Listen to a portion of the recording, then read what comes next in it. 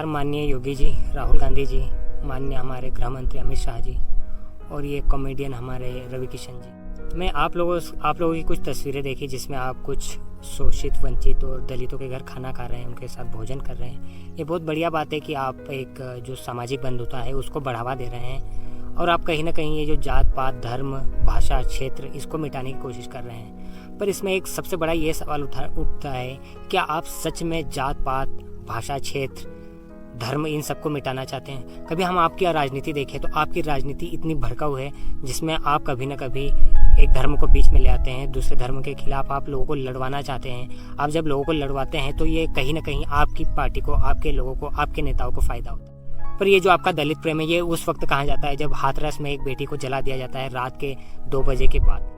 जब आपके जो नेता है वो दलित प्रेम है, वो कहाँ रहता है? वो मर जाता है, आपके अंदर की जो इंसानियत है वो कहाँ रहती है? आप मर जाते हैं। जितने भी हमारे नेता हैं उस समय उनकी जुबान पर लकवा मार जाता है, उनके पूरे शरीर में लकवा मार जाता है, वो कुछ नहीं कहते हैं। पर जब आप चंद वोटों के लिए आप कुछ लोगों के घर में जाते हैं, उनके घर खाना खाते हैं, आपके लोग दर दर भटक रहे हैं दलित लोगों को ढूंढने के लिए कि हम उनके साथ जाएंगे और खाना खाएंगे, तब आपका ये दलित प्रेम कहाँ चले जाता है? जब आप अपने राज्य में यूनिवर्सिटीज़ के वाइस चांसलर अपॉइंट करते हैं, आपके यहाँ पर 30 यूनिवर्सिटीज़ में 22 लोग सवर्ण वाइस चांसलर हैं, तब आपका ये दलित प्रेम कहाँ जाता है? तब नहीं आपको दिखते हैं। क्यों? क्योंकि इस वक्त आप जाति के चश्मे से देखते हैं, आप धर्म के चश्मे से देखते हैं। क्योंकि जब चुनाव आता है तब आपको दलित प्रेम याद आता है। जब आपका ये जो झूठा और ये जो ढोंग है तब ये सब नेताओं को याद आता है। यह कोई एक पर्टिकुलर पार्टी के लिए नहीं है, ये पूरे संपूर्ण भारत में जितने नेता हैं, जितने भी चोर डाकू चक्के नेता है, ये उन सब के लिए, सब पॉलिटिकल पार्टीज के लिए। और अभी कुछ चंद दिनों पहले ही आपने आपके राज्य में डीएम चेंज किए, आपने एसपी एसएसपी चेंज किए, तो उस वक्त आपका ये दलित प्रेम कहाँ गया था? आप कभी इस रिपोर्ट को उठाकर देखेंगे तो आपको पता चलेगा कि कितने लोग सवर्ण हैं जो डीएम बने हैं, एसपी बने हैं, एसएसपी बने हैं। उस वक्त आपका दलित प्रेम क्यों नहीं दिखाई देता है?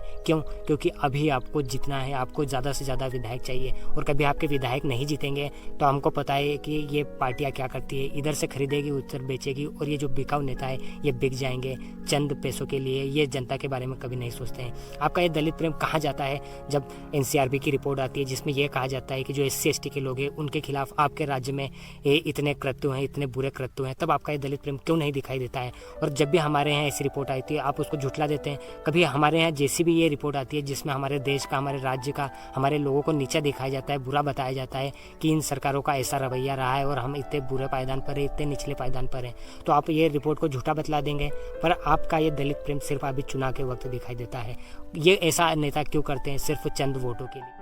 हमारे नेता, आपकी पार्टी और सब पार्टियां ये कहती है कि ये कोई धर्म नहीं देखते, जाति नहीं देखते, तो फिर क्यों आपने इतनी जगह पे यूनिवर्सिटीज़ में, जिलों में और ये सब अपनी जगह अपनी जात के, अपनी जाति के लोग बिठा दिए हैं? तब आपको दलित प्रेम नहीं याद आता है। क्यों नहीं याद आता है? उसके पीछे आपकी जो मानसिकता है, जो आपने धर्म का, जाति का चश्मा पहन के रखा है, उसके पीछे ये है। आप चाहते हैं कि एक पर्टिकुलर जो सेक्शन के लोग हैं, एक पर्टिकुलर वर्ग के लोग हैं, उनको आप खुश कर सके। ये लोग कुछ अपने हक की बात कर दे, अपने अधिकारों की बात कर दे तो आप इनको एंटी नेशनल कह देते हैं, इनके ऊपर आप देशद्रोह का मामला दर्ज करवा देते हैं। तब आपको ये नहीं दिखाई देता है। इतने बुरे नेता इस देश को नहीं चाहिए।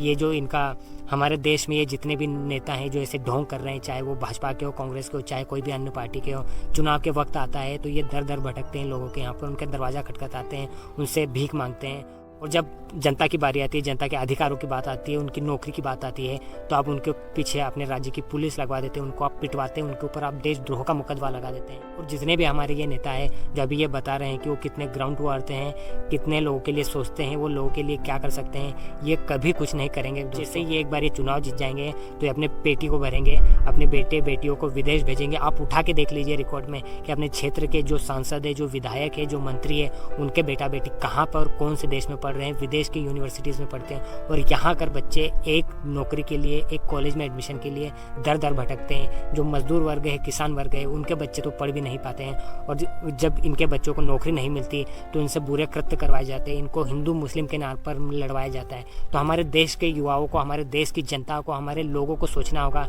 कि जो हमारे नेता हमारे साथ जो ये खेल खेल रहे हैं जाति का, धर्म का, इससे हमको बचना है, इससे हमारे देश को बचाना है और ऐसे नेताओं को हमें भगाना है। चाहे वो कोई भी पार्टी के हो, कोई भी जात के हो, कोई भी धर्म के हो, उससे हमें कोई फर्क नहीं पड़ना चाहिए। क्योंकि भारत पर जो सबसे पहले अधिकार है वो मजदूर मजदूरों का अधिकार है, वो किसानों का अधिकार है, और जो यहाँ के लोग हैं उनका अधिकार है।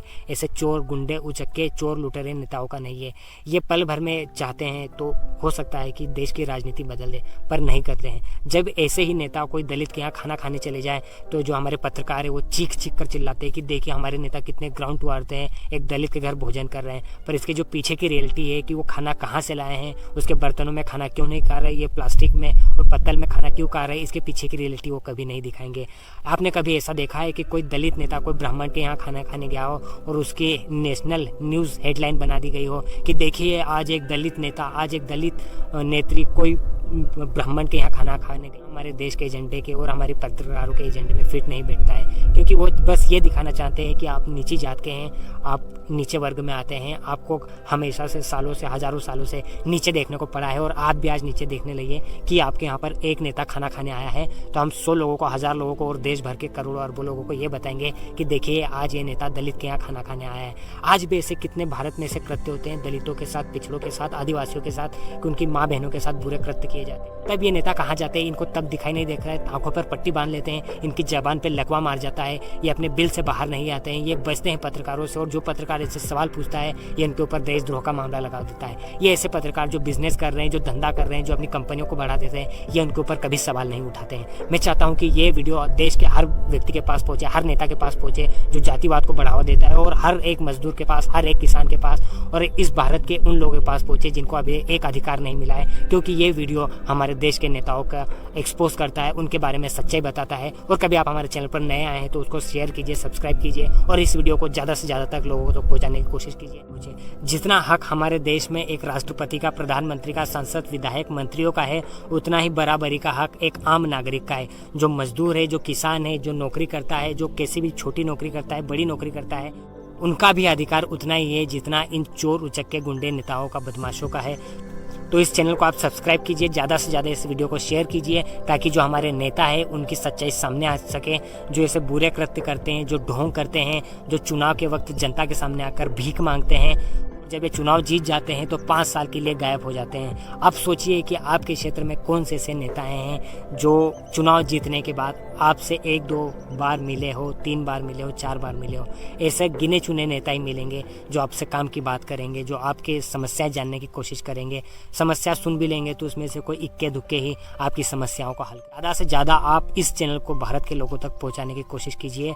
तो ये हमारा आज का वीडियो था। आपको ये वीडियो कभी पसंद आया हो तो इसको फैला दीजिए, पूरे भारत की 1 अरब जनसंख्या के पास पहुंचा दीजिए, हर उस नेता के पास जो चुनाव के वक्त ढोंग करता है। क्योंकि और ऐसा नहीं है कि ये नेताओं को पता नहीं है कि ये ढोंग कर रहे हैं, क्योंकि ये इतने बड़े पद पर बैठे हैं, संवैधानिक पदों पर बैठे हैं, तो क्या इनको मालूम नहीं होगा कि ये क्या कर रहे हैं, कैसा काम कर रहे हैं? पर ये जानबूझकर ऐसे बुरे कारनामे करते हैं। ये चुनाव के वक्त तो लाखों रुपए की 60 लाख, 50 लाख, 70 लाख रुपए तक उजाड़ देते हैं, पर जब जनता की बात आती है तो इनसे एक पैसा बाहर नहीं निकलता है। चाहे लोग मरे, चाहे डूबे, चाहे कर्ज में डूबे, चाहे छात्र मर रहे हो, किसान मर रहे हो, चाहे जो छोटी मोटी नौकरी कर रहे हो, जो सब लोग डूबे, इनको कोई घंटा फर्क नहीं पड़ता है।